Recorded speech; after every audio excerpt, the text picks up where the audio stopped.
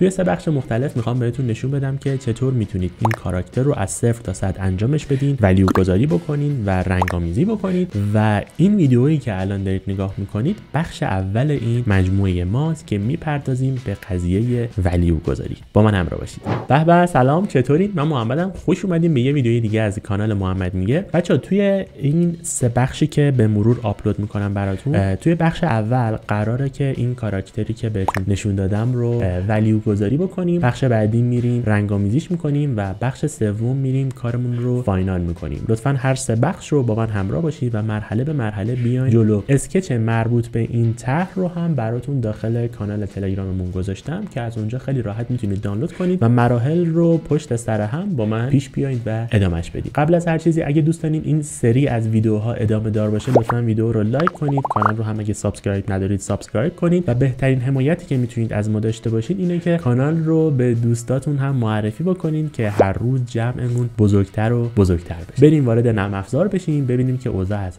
چه قراره.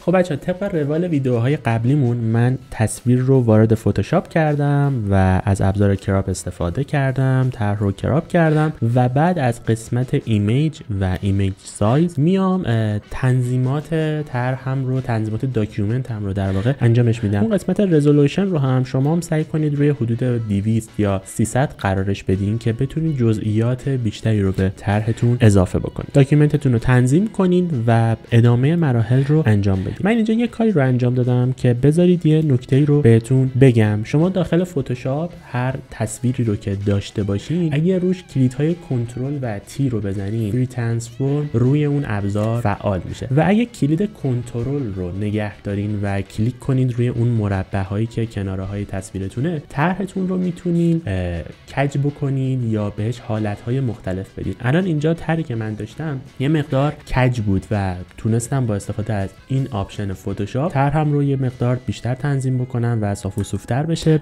و بتونم کارم رو بهتر پیش ببرم. من میام برای اینکه خطوطم رو بتونم ببینم که زیرشون طراحی بکنم از چند تا کلید استفاده میکنم. اولین کاری که میکنم اینه که میام با استفاده از کلیدهای کنترل و یو طرح خودم رو سیاه و سفید میکنم و بعد یک کنترل ال روی طرحم میزنم و با یه سری تنظیمات لایم رو جوری تنظیم میکنم که اون خطوطم رو ببینم و بک‌گراند تا حد زیادی تقریبا به سفیدی بزنه که دیگه مشخص نباشه. بعد از اینکه این کار رو انجام دادم، مود این لایه رو میذارمش روی مود مولتیپلای و لایم رو قفلش میکنم و زیر اون لایه جدید ایجاد میکنم که حالا بتونم بقیه مراحل کارم رو پیش ببرم. در واقع با این کار من تونستم لایه طرحم رو بالاترین لایه داشته باشم و زیرش بتونم مراحل بلاکین و بقیه مراحل رو انجامش بدم. من توی یه ویدیوی دیگه قبلا این قضیه رو کامل براتون توضیح دادم که اگه اون ویدیو رو ندیدین بعد از این ویدیو میتونید برید اون رو هم نگاه کنین، چون یه سری نکات خیلی مهمی رو توش گفتم که خوبه که حتما بلدش باشید. خب حالا همه چیز مهیاست که من مراحل بلاکین رو پیش ببرم. مراحل بلاکین چی بودن؟ اگه که فراموش کردین دوباره یه ویدیوی دیگه براتون لینکش بالای تصویر میاد. اگه اون ویدیو رو ندیدین اون رو هم برین ببینید. ما توی مرحله بلاکین میایم یه سری فرم ها و سطوح ساده ای رو روی طرح خودمون میذاریم که بتونیم بیایم یه سری جزئیاتی رو بعداً با استفاده از کلیپ ماسک روی طرح خودمون اضافه بکنیم. توی این مرحله بلاکین شما نیاز دارین که روی اون کلاه کاراکترمون ما یه ستاره ای رو داریم. برای رسم کردن این ستاره من اومدم از خود ابزار شیپ فتوشاپ استفاده کردم و شما میتونید تنظیماتی که من انجام میدم رو انجام بدین و شما هم این ستاره رو رسمش بکنین که جلوتر بتونیم بیشتر روش کار بکنیم.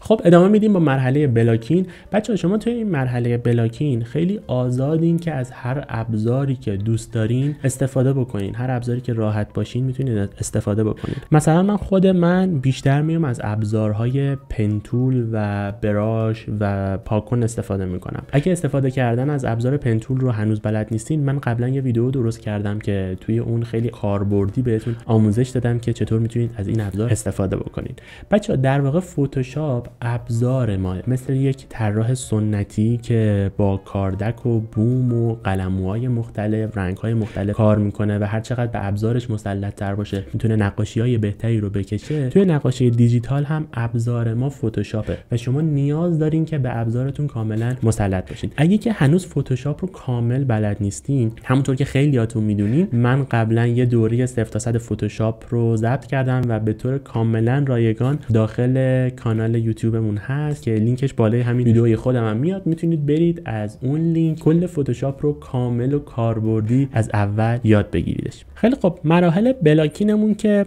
به پایان رسید، نوبت میرسه به چی؟ اگه ویدیوهای قبلی که اون بمبی که با هم دیگه شروع کردیم به کشیدن رو دیده باشین، توی اون ویدیو بلاکین رو انجام دادیم و بعد رفتیم سراغ ولیو دادن و در واقع همون سایه پردازی کار خودمون.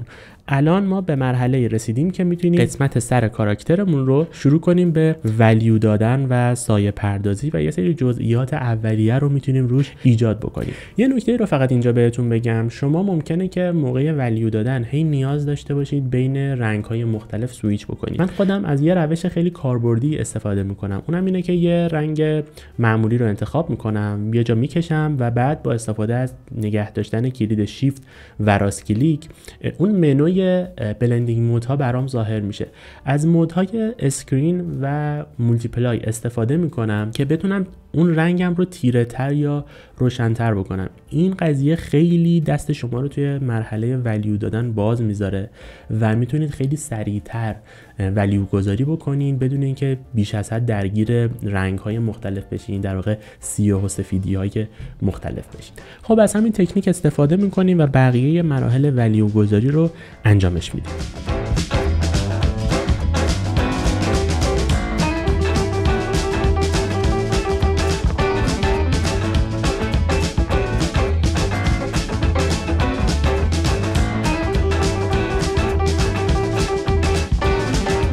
خب از یه جا به بعد بچه‌ها تعداد لایه‌هاتون خیلی بیش از حد زیاد میشه و شاید کنترل کردنش خیلی براتون سخت بشه. من کاری که میکنم اینطور موقعا که لایه‌ها تعدادشون زیاد میشه، اونا رو میام اونهایی که به هم دیگه مرتبطن رو با استفاده از کلید شیفت انتخابشون میکنم و با استفاده از کلیدهای کنترل و جی اونا رو تبدیلشون میکنم به یک گروه. این کلیدهای ترکیبی رو قبلا من یه ویدیو درست کردم، لینکش بالای تصویر خودم میاد، میتونید اون ویدیو رو هم نگاه کنید تا به همه کلیدهایی که توی فتوشاپ به دردتون میخوره مسلط بشید. خب حالا که قسمت سر کاراکتر رو انجام دادیم، بقیه بدن کاراکتر رو هم با همین تکنیک هایی که تا الان یاد گرفتیم خیلی راحت و سریع انجام میدیم. ولیو گذاری میکنیم. هر جا اگر نیاز شد میتونید کلیدهای کنترل و یو رو روی کیبوردتون بزنید که رنگ بک‌گراندتون رو برایتنسش رو کم و زیاد بکنید که چشمتون اذیت نشه، رنگا رو بتونید بهتر و دقیق‌تر انتخاب بکنید. میتونید خیلی راحت زوم بکنید رو طرحتون و جزئیات رو به سادگی اضافه بکنید. خیلی مهمه که توی مرحله ولیو گذاشتن طرحتون بی‌نقص و تر و تمیز، خطوطتون نرم کشیده بشه که توی مراحل جلوتر که میخوایم رنگ بزنیم و بقیه جزئیات رو اضافه کنیم اون کار رو بتونیم دقیق تر انجامش بدیم.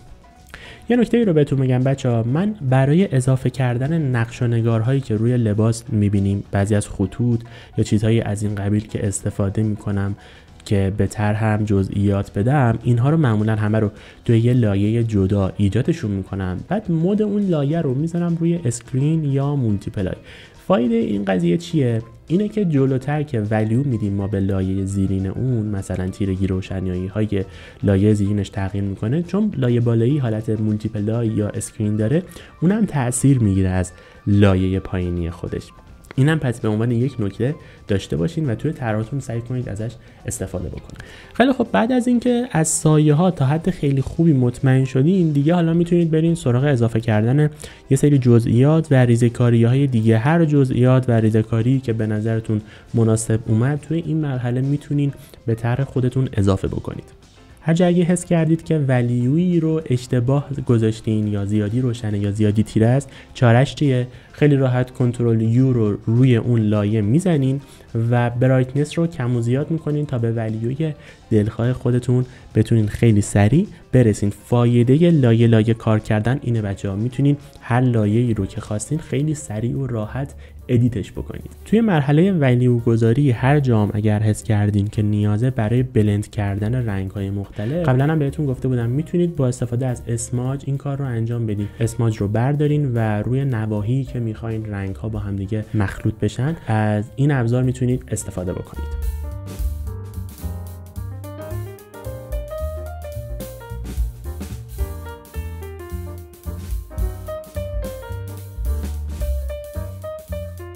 خب بچه‌ها همونطور که گفته بودم این مجموعه 3 بخشه و من توی بخش اول ولیو گذاری میکنم، توی بخش بعدی شروع میکنیم به رنگ کردن. لطفاً همین بخش رو چندین بار ببینید و سعی کنید که شما هم کاملا کپی بکنید از روی ویدیو و مثل من عملیات ولیو گذاری رو با دقت انجامش بدین. هر چقدر این مرحله رو با دقت بیشتری انجام بدین، توی مرحله بعدی که مرحله رنگ گذاری مونه خیلی کارتون راحت تره و دستتون بازتره برای کار کردن. ممکنه نیاز باشه چندین بار ویدیو رو ببینین، ممکنه کارتون خراب بشه، از اول بخواید شروع بکنید. همه اینها کاملا طبیعیه، اصلا روحیه رو نبازین، چندین و چند بار تکرار رو تمرین بکنید تا به کیفیت خوبی بتونید کارتون رو برسونید. ویدیو رو حتما لایک کنید بچه‌ها، برای من کامنت بذارید، من همه کامنت های شما رو با علاقه میخونم. فضامون هم دیدین عوض شده، سعی کردم یه سری تغییراتی رو ایجاد کنم. نظرتون رو راجع به دکور جدیدمون هم بگید. توی ویدیوی بعدی میبینمتون، تمرین کنید حسابی. اگرم هر کدوم از این ویدیوهایی که روی صفحه هست و اینها رو تا الان ندیده بودین میتونید روش کلیک کنین و ویدیوهای بعدی رو هم با من همراه باشید.